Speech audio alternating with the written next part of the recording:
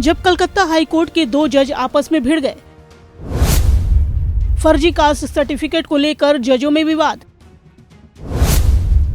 राजनीतिक दल के लिए काम करने का आरोप। सुप्रीम कोर्ट पहुंची हाई कोर्ट जजों की लड़ाई। सभी फैसलों पर सुप्रीम कोर्ट ने लगाई रोक।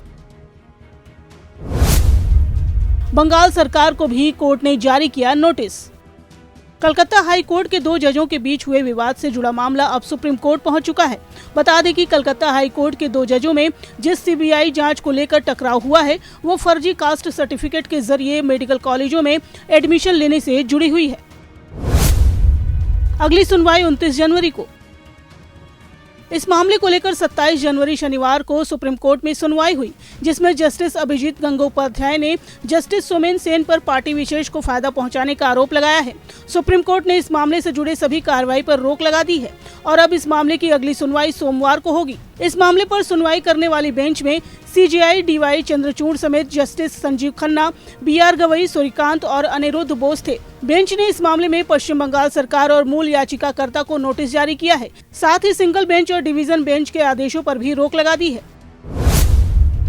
क्या है पूरा मामला?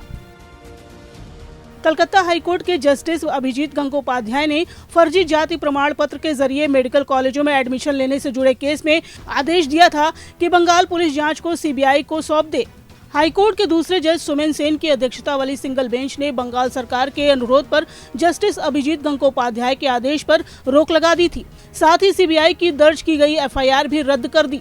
जस्टिस सोमेन ने कहा कि राज्य एजेंसियां जिस केस की जांच कर रही हों, उन्हें सीबीआई को सौंपने की हाईकोर्ट की असाधारण शक्ति का इस्तेमाल सावधानी से और असाधारण परिस्थितियों में ही किया जाना चाहिए।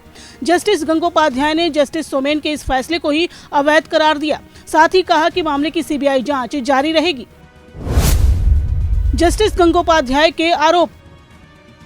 जस्टिस गंगोपाध्याय ने जस्टिस सोमेन पर कई आरोप लगाए हैं, जैसे सुप्रीम कोर्ट कॉलेजियम से 2021 में जस्टिस सोमेन सेन के ट्रांसफर की सिफारिश की गई थी। इसके बावजूद वो कलकत्ता हाईकोर्ट के जज क्यों बने रहे?